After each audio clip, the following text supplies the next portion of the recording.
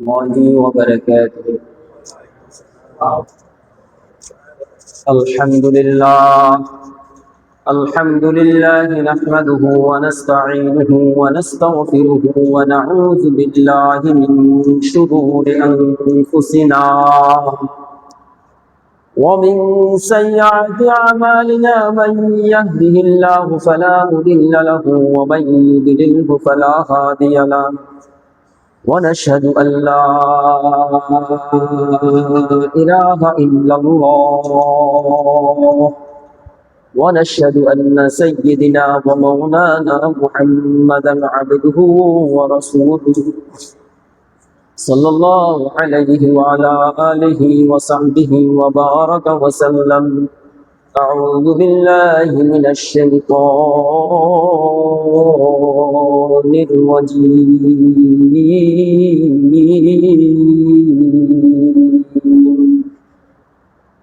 بسم الله الرحمن الرحيم. قال الله تعالى في القرآن المجيد وفرقانه الحميد.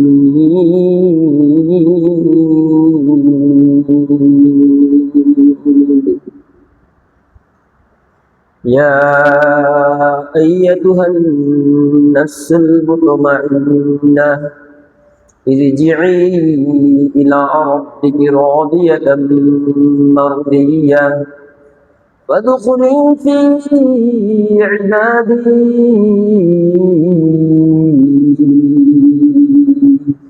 وادخلي جنتي. وقال رسول الله صلى الله عليه وسلم في حديث الشريف: لكل شيء سقالة وسقالة القلوب ذكر الله،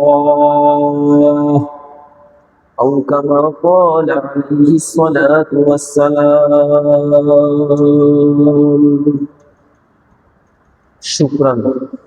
شكرا جزيلا شكرا عظيما لله رب العالمين،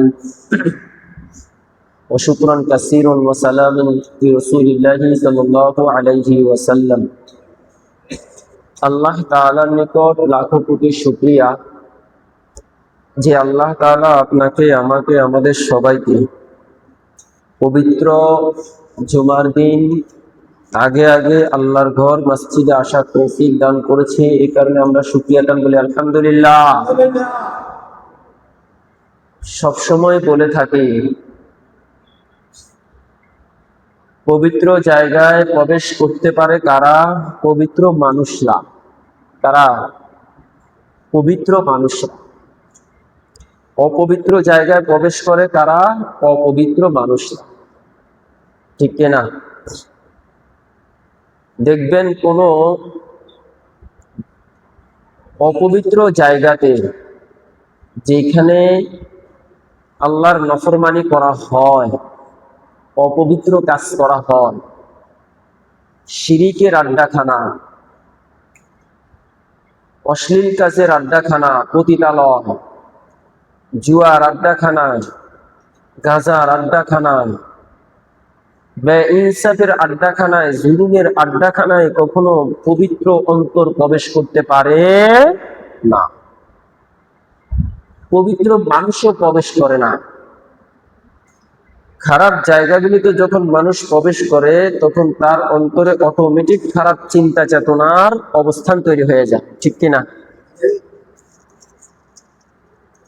খারাপ জায়গায় প্রবেশ করার আগেই অন্তরে খারাপ চিন্তা চেতনা শুরু হয়ে যায়। তার মানে যেই ব্যক্তি প্রবেশ করতেছে খারাপ জায়গায়, সে প্রবেশ করার আগেই তার অন্তরটাও অপরিষ্কার হয়ে গেছে। ঠিক কিনা?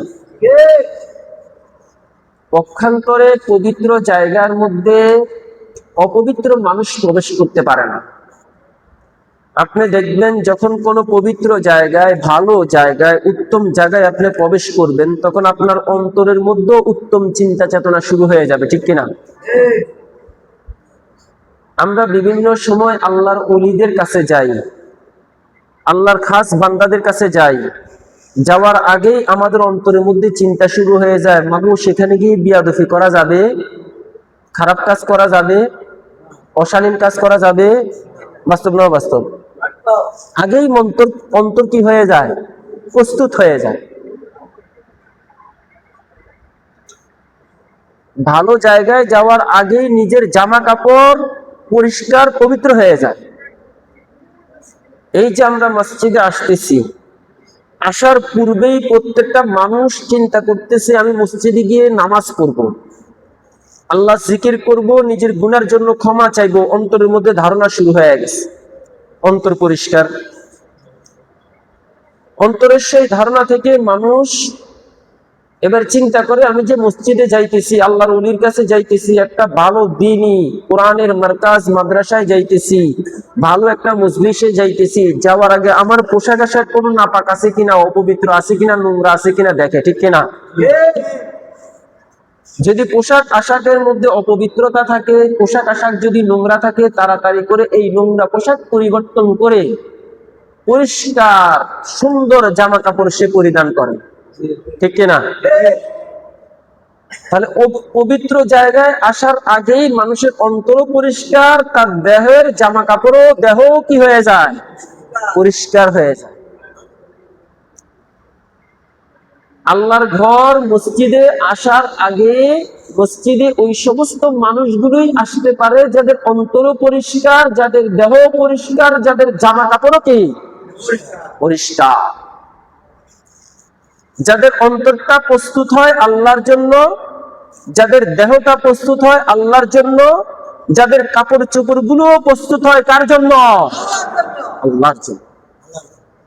তাহলে বুঝতে পারলাম পবিত্র জায়গায় কখনো অপবিত্র জিনিস প্রবেশ করে না।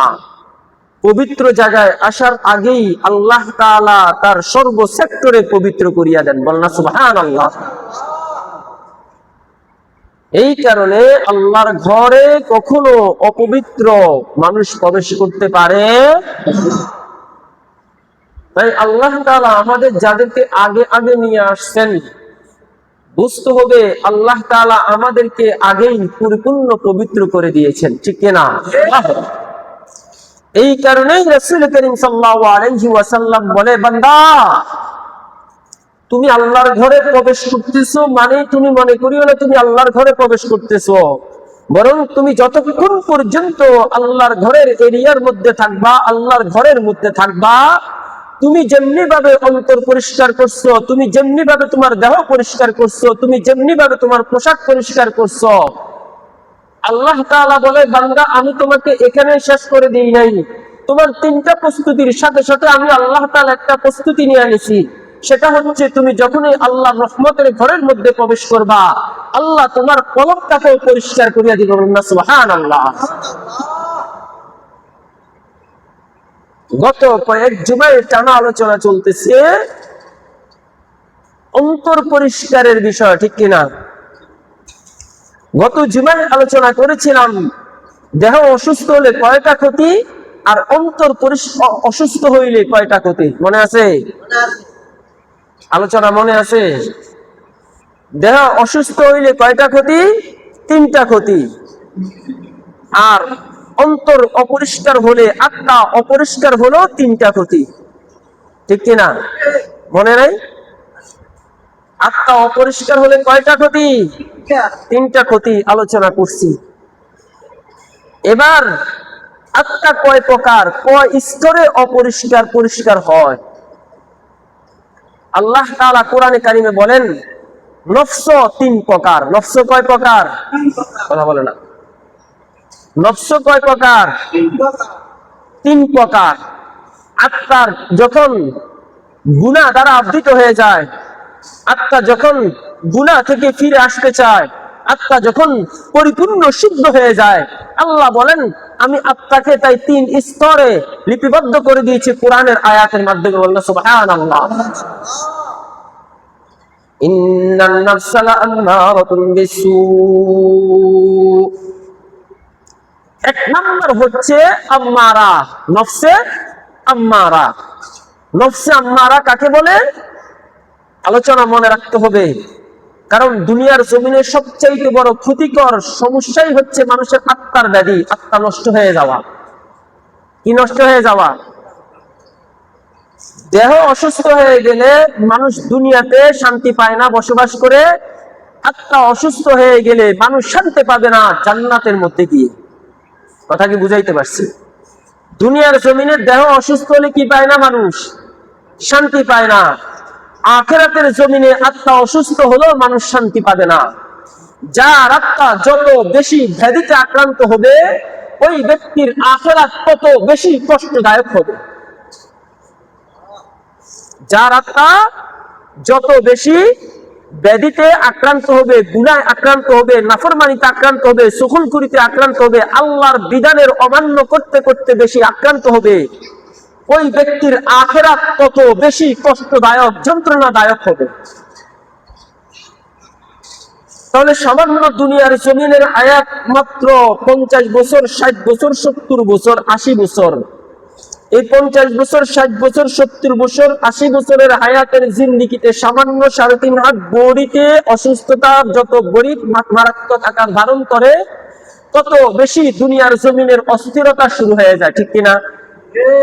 বাস্তব না বাস্তব? এটা এই সামান্য কয়েকটা বছরের জন্য। আর যেই দুনিয়ার শুরু আছে কি নাই, শেষ নাই। দুনিয়া আখিরাতের কি আছে?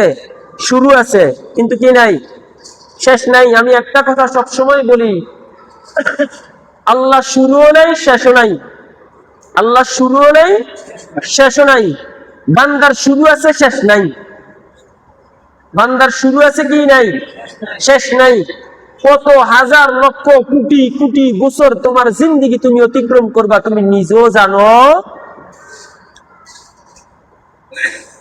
আদম আলাইহিস সালাম সালাতু ওয়াস সালামের পিঠ থেকে সেই রূহের জগতে, রূহের জগৎ থেকে পিতার মস্তিষ্কে, পিতার মস্তিষ্ক থেকে মায়ের পেটে, মায়ের পেট থেকে দুনিয়ার জমিনে, দুনিয়ার জমিন থেকে কবরের ঘরের মধ্যে, কবরের ঘর থেকে হাসরের ময়দানে, হাসরের ময়দানের মধ্যে থেকে নিজের কর্ম অনুযায়ী জান্নাত অথবা জাহান্নাম। আমি আপনাকে আমাকে সাধারণ মনে করি। কি মনে করি? কথা বলে না। সাধারণ মনে করি। দুনিয়ার জমিনের মধ্যে সবকিছুর শেষ আছে, শুরু আছে। যত পোকামাকড়, যত মাখলুকাত আছে, কিন্তু আল্লাহ বলে, বান্দা তোকে আমি একবার সৃষ্টি করছি, একবার দুনিয়ার জমিনে তোকে আমি পাঠাইছি, মনে রাখিও আর তোর শেষ নাই। তোর জগতের পর জগৎ অতিক্রম করতে হবে। তাহলে তোর জিন্দেগিতে তুই সাধারণ মনে করিস না। অন্তত পক্ষে অসুস্থ শরীর নিয়ে যদি আমার সামনে আসিস, আমি আল্লাহ তোর বিচার করব না। কিন্তু যদি তুই অসুস্থ অন্তর নিয়ে আমার সামনে আসিস, তাহলে তোর মাপ থাকবে না। কথা কি বুঝাইতে পারছি? একজন মানুষের পাও নাই, একজন মানুষের হাত নাই, একজন মানুষের একটা চোখ নাই, অথবা সেই ক্যান্সার রোগে আক্রান্ত, বড় টিউমার রোগে আক্রান্ত, পচন রোগে আক্রান্ত, যুদ্ধের ময়দানে তার শরীরকে ক্ষত বিক্ষত করিয়া ফেলছে আল্লাহর দ্বীনকে বাস্তবায়ন করার জন্য। আল্লাহ বলে, এই সমস্ত জিনিস আমার কোনো সমস্যা নয়, বরং এই সমস্ত ব্যাধিতে আক্রান্ত হয়ে যেই ব্যক্তি আমি আল্লাহর উপর শপথ করে ধৈর্য ধারণ করতে পারবে, আমি আল্লাহ তাআলা তাকে এই সমস্ত রোগের কারণে উল্টা জান্নাতের সুসংবাদ দিয়ে দিব। আল্লাহ সুবহানাল্লাহ। তাহলে দেহ অসুস্থ হলে আল্লাহর কাছে যদি ধৈর্য ধারণ করে আল্লাহর শুকরিয়া আদায় করতে পারে, এটার বিনিময়ে আল্লাহ কি দেয়? কথা বল না। পুরস্কার দেয়, জান্নাত দেয়। কি অসুস্থ হলে? দেহ 3.5 হাত বডিতে যদি আপনি ইসলাম প্রতিষ্ঠা করার জন্য কোন ছুরির আঘাত লাগাইতে পারেন, বুলেটের আঘাত লাগাইতে পারেন, নিজের জীবন দিতে পারেন, আল্লাহ বলে, বান্দা আমি তোমাদের জন্য সুসংবাদ দিয়ে দিছি। কোথায় কোথায়? কুরআনের মধ্যে আল্লাহ বলতেছে। আল্লাহ বলে, সাহাবায়ে কেরাম যারা ইসলাম প্রতিষ্ঠার জন্য দুনিয়ার জমিনে যে সমস্ত মানুষগুলো ইসলাম প্রতিষ্ঠার জন্য নিজের জীবনকে বিলীন করে দিবে, আল্লাহর হুকুমকে বাস্তবায়ন করার জন্য সমাজের মধ্যে, রাষ্ট্রের মধ্যে লড়াই করে যাবে।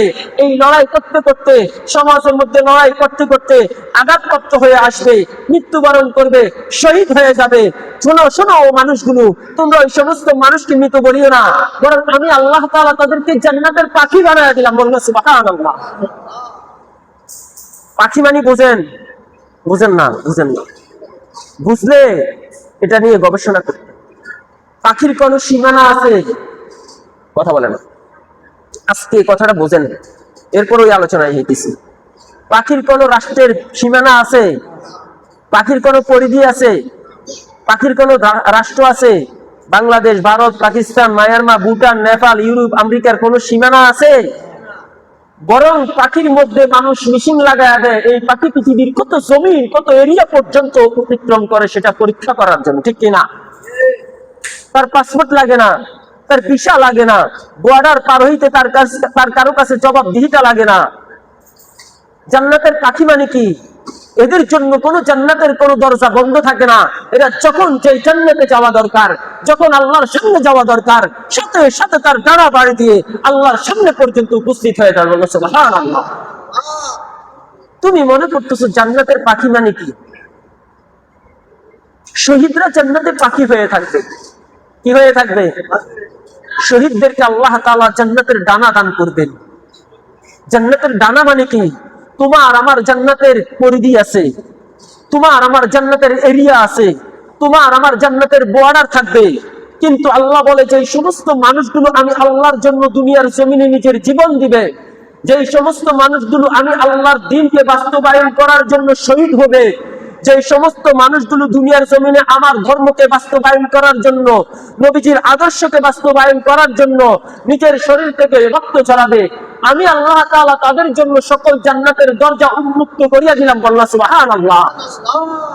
সকল জান্নাতের অবস্থান থেকে আমি আল্লাহ তাআলা তাদের জন্য বর্ডার উড়াইয়া নিলাম। বললাম সুবহানাল্লাহ। জান্নাত কয়টা? 7 দুজক 8 বিএস, 7 দুজক 8টা বিএস, অর্থাৎ 8টা জান্নাত। 8টা জান্নাতের কোন জান্নাতে তাদের জন্য কোনো বর্ডার থাকবে? এটাই হচ্ছে জান্নাতের পাখির উদাহরণ। যেমনি ভাবে দুনিয়ার জমিনে কোনো পাখিদের জন্য রাষ্ট্রের কোনো বর্ডার থাকে না, শহীদদের জন্য জান্নাতের মধ্যে জান্নাতের পাখি হিসাবে তাদেরকে ঘোষণা দেওয়ার কারণে তাদের জন্য কোনো বর্ডার থাকবে না। কথা কি বুঝাইতে পারছি? তাহলে আপনি আমি যারা আমরা নিজেদের জীবনকে আল্লাহর রাস্তায় দিয়ে দিব, আত্মাকে পরিশুদ্ধ করে, দেহ অসুস্থ হলে আল্লাহ তাদের জন্য পুরস্কার ঘোষণা করছেন, আর আত্মা অসুস্থ হলে আল্লাহ তাআলা তাদের জন্য জাহান্নাম ঘোষণা দিচ্ছেন। বলুন না নাউজুবিল্লাহ। তাহলে আমরা বুঝতে পারলাম দুনিয়ার জমিনের 3.5 হাত এই বডি যদি অসুস্থ থাকে, তাহলে এই অসুস্থ বডি নিয়ে আপনি আমি যদি আল্লাহর সামনে যাই, ধৈর্য ধারণ করে দুনিয়ার জমিনে যদি সহ্য করে আল্লাহর উপরে ইস্তেকামত থেকে মৃত্যুবরণ করতে পারি, আল্লাহ বলেন এই দেহ অসুস্থতার কারণে আমি আল্লাহ তাআলা তাকে জান্নাতের কি দিলাম? কথা বলে না, সুসংবাদ দিলাম। কারণ সে ক্ষণস্থায়ী দুনিয়ার এই আমার অসুস্থতাকে সে সহ্য করে নিয়েছে, আমি আল্লাহর উপরে সবরে জামিল ইখতিয়ার করেছি। আল্লাহ বলে ইন্নাল্লাহা মা'আস সাবিরিন। আল্লাহ তাআলা দুনিয়ার জমিনের মধ্যে যে সমস্ত ব্যক্তিগুলো ধৈর্য ধারণ করবে, আল্লাহ বলে আমি ওই সমস্ত ধৈর্যশীল মানুষের সাথে থাকবো। বলেন সুবহানাল্লাহ। অসুস্থতার নিয়ামত পেয়ে তুমি যদি ধৈর্য ধারণ করো, তোমার শরীরে প্রচন্ড রোগ ধরেছে, তুমি যদি ধৈর্য ধারণ করো, তোমার শরীরে ক্যান্সার আক্রান্ত করেছে, তুমি যদি ধৈর্য ধারণ করো, অথবা কোনো মরণ ব্যাধি তোমার শরীরের মধ্যে আক্রমণ করেছে, এই 3.5 হাত বডির মধ্যে তুমি যদি ধৈর্য ধারণ করে আল্লাহর উপরে ইস্তেকামত থাকতে পারো, আল্লাহ বলে আমি ওই বান্দার জন্য জান্নাতের সুসংবাদ দিব। না সুবহানাল্লাহ। পক্ষান্তরে আল্লাহ বলে বান্দা তুমি যদি অন্তরকে এইরকম কোন ব্যাধিতে আক্রান্ত করে আমার সামনে আসো, তাহলে মনে রাখিও আমি ওই অন্তরের জন্য জাহান্নামের সুসংবাদ দিই। বলনা নাউজুবিল্লাহ। ইন্নান নাফসা লাআম্মারাতুন বিসু। বলতেছিলাম নফসের কয় স্তর? কথা বলে না। 3 স্তর মনে রাখতে হবে। নফসের কয় স্তর? 3 স্তর। সামনের জুমা থেকে হঠাৎ করে জিজ্ঞেস করব, হঠাৎ করে যে কোনো একজনকে জিজ্ঞেস করবো। এই যে এই সমস্ত জিনিসগুলো মনে না রাখার কারণে আমল নাই।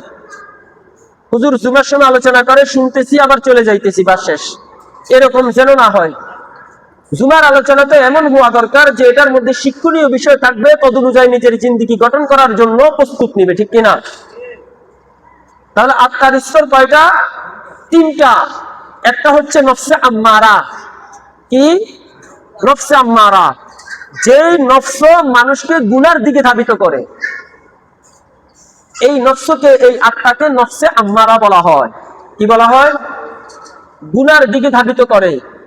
আপনার অন্তরের মধ্যে গুনাহ করতে মন চায়, আপনার অন্তরের মধ্যে সুদ খাইতে মন চায়, আপনার অন্তরের মধ্যে মানুষকে গালি দিতে মন চায়, আপনার অন্তরটা সবসময় মানুষের উপর জুলুম করতে মন চায়, আপনার অন্তরের মধ্যে সবসময় নামাজ ছাড়িয়ে দিতে মন চায়, আপনার অন্তরে সবসময় গাঁজা, ইয়াবা, এই সমস্ত যত অশালীন কাজ আছে, এই সমস্ত কাজগুলো সবসময় করতে মন চায়, তাহলে ওই নফসকে বলা হয় নফসে আম্মারা। কি? নফসে আম্মারা। এই নফসের জন্য আল্লাহ তাআলা জাহান্নামের সুসংবাদ দিয়েছে। এই নফস আল্লাহর রহম ছাড়া, আল্লাহর রহমত ছাড়া কখনোই ফিরে আসে না। ইন্নান নাফসা লাআম্মারাতুন বিসসূ।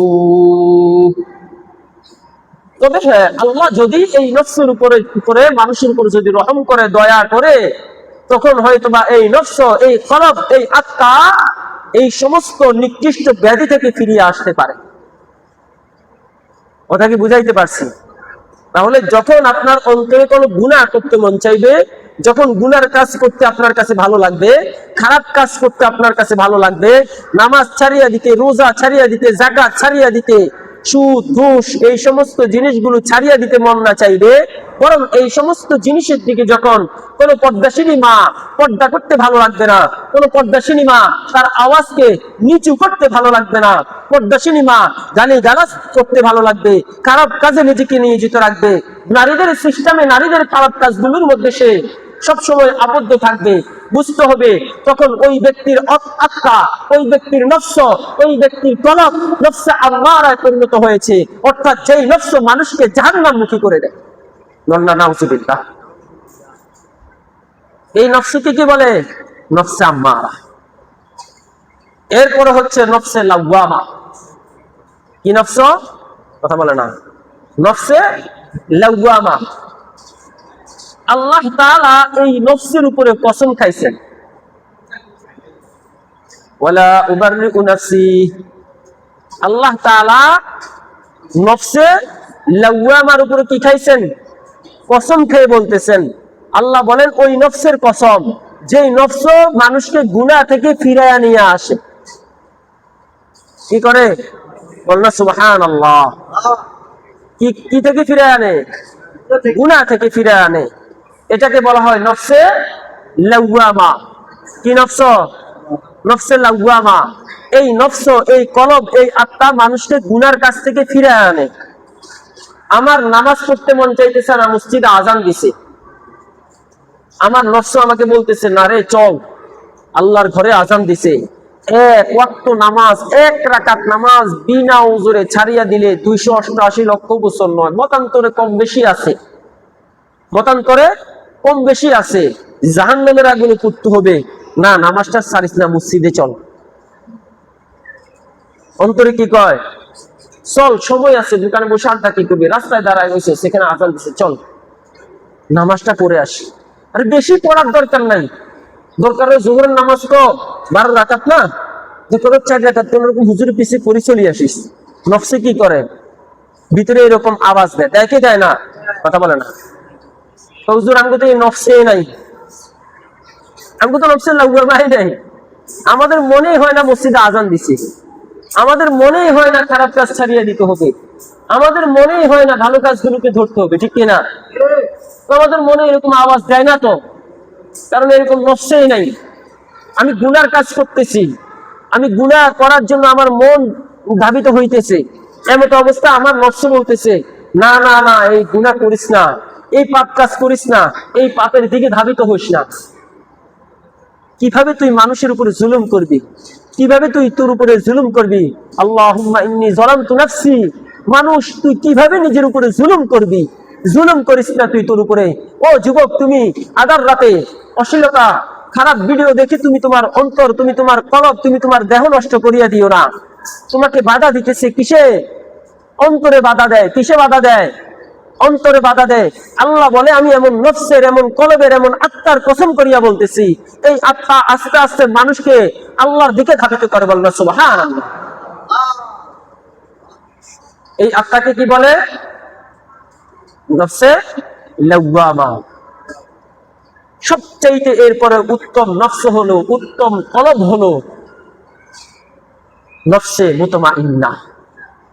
ইয়া আইয়াতুহান নাফসুল মুতমাইন্না ইরজিই ইলা রাব্বিকি রাদিয়াতাম মারদিয়া ফাদখুলি ফি ইবাদি ওয়াদখুলি জান্নাতি।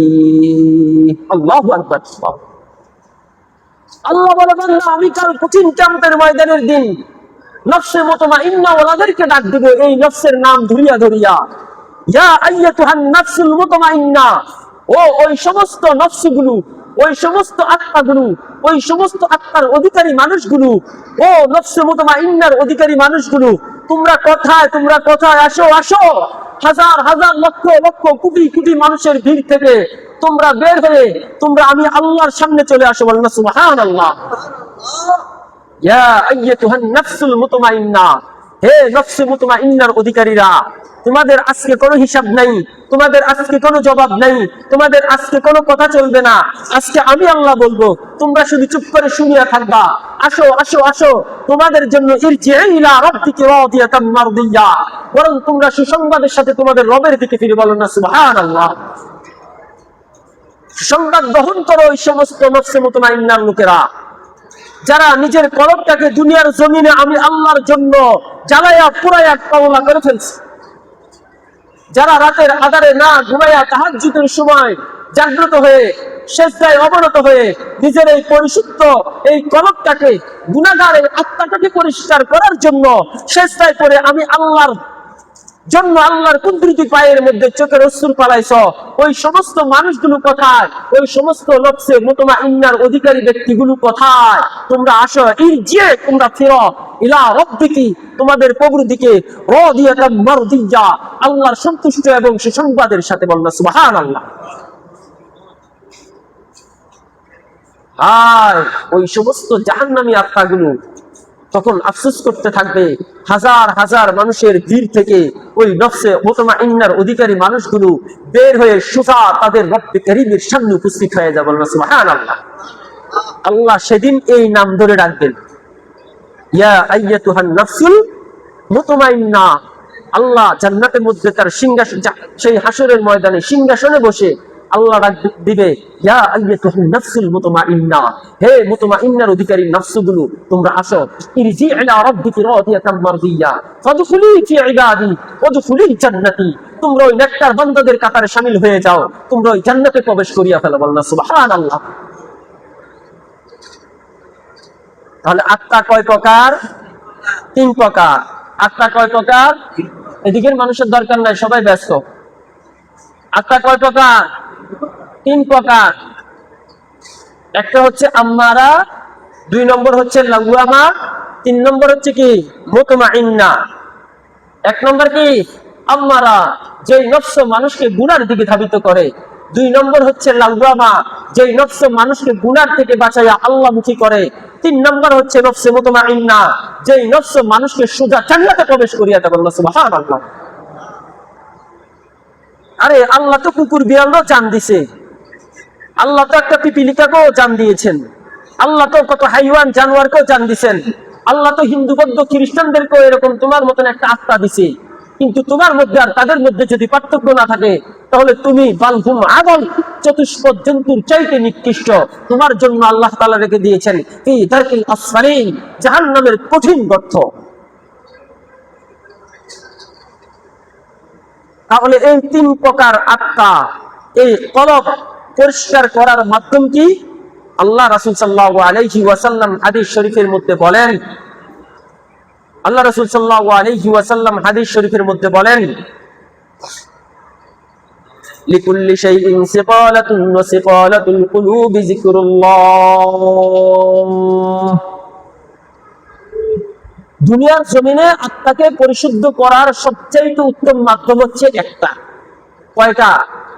হাজার মাধ্যম মানুষ আপনাকে বাতাবে, যার কাছে যেই মাধ্যম ভালো লাগে সেই মাধ্যমের কথাই বলবে, কিন্তু সবচেয়ে উত্তম মাধ্যম হচ্ছে একটা, সেটা হচ্ছে জিকির। বলনা সুবহানাল্লাহ। জিকিরের বিভিন্ন ব্যাখ্যা আছে, জিকির বিভিন্ন সাইডের আছে, জিকির বিভিন্ন পন্থার আছে। কোরআন তেলাওয়াত জিকির, নামাজ পড়াও জিকির, রোজা রাখা জিকির, ভালো কাজ করা জিকির, আল্লাহর রাস্তায় সবসময় নিজেকে ব্যস্ত রাখা জিকির, এগুলোও জিকির। কিন্তু মানুষের আত্মা পরিষ্কার হওয়ার জন্য সবচাইতে উত্তম মাধ্যম হচ্ছে যেই জিকির আমরা আল্লাহর নাম নিয়ে করে থাকি, সেই জিকির গুলোর মাধ্যমে আল্লাহ আত্মাকে পরিশুদ্ধ করে। বললেন সুবহানাল্লাহ। সেই জিকির গুলো কি? সুবহানাল্লাহ। প্রত্যেক নামাজের পরে আল্লাহ সাল্লাল্লাহু আলাইহি ওয়াসাল্লাম বলেন 33 বার আলহামদুলিল্লাহ। কয়বার? 33 বার। আল্লাহু আকবার 33 বার, 34 বার। কতবার? 34 বার। এই জিকির প্রত্যেকটা নামাজের পরে পরে করা। আল্লাহর খাস বান্দারা বলেন আল্লাহর নৈকট্য হাসিল করার জন্য আরো কিছু উত্তম জিকির আছে।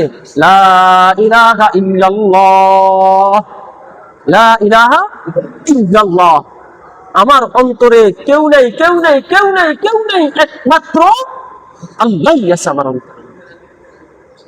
এই জিকির গুলো করা। বর্তমানে জিকির বন্ধ হয়ে গেছে। জিকিরের দলিল, জিকিরের হাদিস কি এখন নামাজের উপর ছাইরা দিছে। নামাজও পড়ে না, জিকিরও হয়। জিকিরের দলিল, জিকিরের হাদিসকে এখন কোরআন তেলাওয়াতের উপর ছাইরা দিছে। কোরআন তেলাওয়াতও চলে না, অন্তর আর পরিষ্কার হয় না। বাস্তব না বাস্তব? জিকিরের হাদিস, জিকিরের দলিলকে এখন মানুষ নিয়ে নিছে রোজার উপরে। রোজা বছরে একবার আসে, তাও ঠিকভাবে রাখে না, রোজার ফরজিয়ত আদায় করে না, ওয়াজিবাত আদায় করে না, সুন্নত আদায় করে না, রোজাও তাকে গুনাহ থেকে ফিরে আনে। এই কারণে জিহ্বাকে তরু তাজা রাখার জন্য, জিহ্বা সবসময় ঠিক রাখার জন্য, এই জিহ্বার আঘাতে অন্তরকে পরিষ্কার করার জন্য আল্লাহর খাস বান্দারা বলেন সকাল সন্ধ্যা তোমরা জিকির করবা, আল্লাহর জিকির করবা, আল্লাহর নামের তাসবিহাত আদায় করবা। আল্লাহ রাসূল বলেন প্রত্যেক নামাজের পরে সুবহানাল্লাহ, আলহামদুলিল্লাহ, আল্লাহু আকবারের জিকির করবা। যত বেশি এই শব্দগুলোর জিকির তোমার জিহ্বার মধ্যে জারি থাকবে, তত বেশি তোমার অন্তর পরিষ্কার হবে। যত বেশি তোমার অন্তর পরিষ্কার হবে, তত বেশি তোমার অন্তর গুনাহ থেকে বাঁচিয়া নফসে মুতমাইন্নার দিকে ধাবিত হবে। যত বেশি তোমার অন্তর নফসে মুতমাইন্নার দিকে ধাবিত হবে, তত বেশি তোমার জন্য জান্নাতের সুসংবাদ দেওয়া হয়েছে। সুবহানাল্লাহ। আল্লাহ তাআলা আমাদের সবাইকে বুঝার তৌফিক দান করুন। আমিন।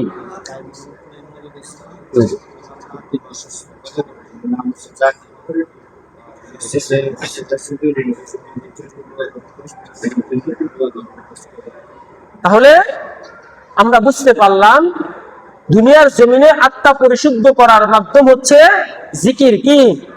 লিকুল্লি শাইইন সিকালাতুন ওয়া সিকালাতুল কুলুবি যিকরুল্লাহ। প্রত্যেক জিনিস পরিষ্কার করার জন্য যন্ত্র আছে, আর অন্তরকে পরিষ্কার করার মতো জিকির হচ্ছে যিকরুল্লাহ, মানে আল্লাহর জিকির। কার জিকির? আল্লাহর জিকির, আল্লাহর নামের জিকির, ইসমে আযমের জিকির, ইসমে জাতের জিকির, অর্থাৎ আল্লাহ আল্লাহ আল্লাহ আল্লাহ এই শব্দের জিকির। কথা কি বুঝাইতে পারছি? আবার বলতে হবে। তাহলে নফস কত প্রকার? 3 প্রকার। আর এই আত্মা নফস পরিষ্কার করার মাধ্যম কি? জিকির। কি? মনে থাকবে তো ইনশাআল্লাহ। আত্মার আলোচনা আজকে এখানেই শেষ।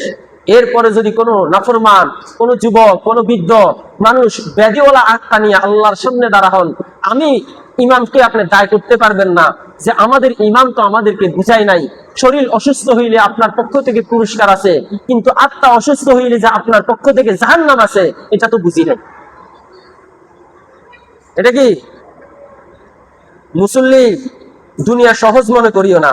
আমি যে বার্তা তোমার কাছে পৌঁছায় দিছি, এরপর থেকে এই বার্তার উপরে তুমি যদি আমল না করো, এই বার্তার উপরে তোমাকে আল্লাহ শাস্তি দিবে, এই বার্তার উপরে তোমার জাহান্নাম নিশ্চিত নিশ্চিত নিশ্চিত। কারণ আমাদের দায়িত্ব বাল্লিগু আননি আল্লাহ আয়া। খুব সহজ মনে করিও না। আমি আজকে যে কথা বলছি, এই 3 জুমায় আত্মার আলোচনা করেছি। এই 3 জুমার আত্মার আলোচনায় যদি তুমি তোমার আত্মা পরিশুদ্ধ না করো, কেন করলে না, এটার কারণে তুমি আল্লাহর কাছে জবাব দিতে হবে, এবং না করার কারণে তুমি জাহান্নামে গিয়ে শাস্তিপ্রাপ্ত হতে হবে। যত জানবা তত সমস্যা। এই কারণে অনেক আল্লাহর ওলিরা বলে কম জানো বেশি আমল করো, কম জানো বেশি আমল করো। এখন আমাদের দায়িত্ব পৌঁছায় দিলাম। আল্লাহ আমাদের সবাইকে বুঝার তৌফিক দান করুন। আমিন। যারা 4 রাকাত কাবলা জুমা পড়েন না